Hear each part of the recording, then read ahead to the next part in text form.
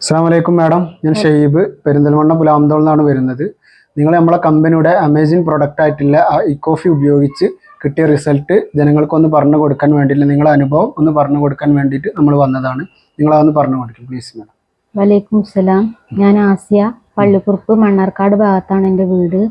First ഓൺലൈനിൽ നിന്നാണ് ഞാൻ 2 ബോക്സ് വാങ്ങിക്കഴിച്ചത്. അതിലെനിക്ക് റിസൾട്ട് കിട്ടിയില്ല. 2600 രൂപക്കാണ് ഞാൻ വാങ്ങിയത്.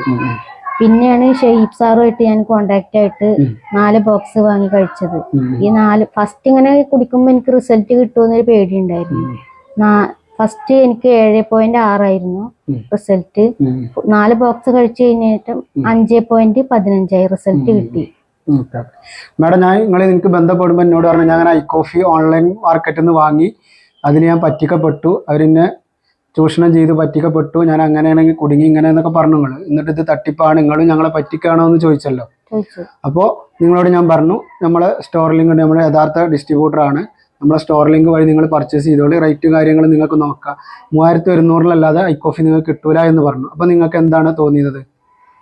2600 വാങ്ങിയപ്പോ റിസൾട്ട് കിട്ടിയില്ലല്ലോ. അപ്പൊ അതിന്റെ റേറ്റ് കമ്പനി നേരിട്ട് ബില്ലും കാര്യങ്ങളുമായിട്ടാണ് നേരിട്ട് അയച്ചു തരുന്നത്. അപ്പൊ അതില് തട്ടിപ്പ് ഉണ്ടാവൂല എന്ന് വിചാരിച്ചോണ്ട് ഞാൻ 4 ബോക്സ് വാങ്ങി കഴിച്ചത്.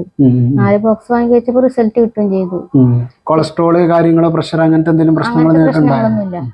നിങ്ങൾ പിന്നെ അതേമാതിരി നിങ്ങൾ വാങ്ങുന്നതോട് കൂടെ എൻ്റെ 2 ബോക്സ് വെച്ചിട്ടാണ് വാങ്ങിയത്.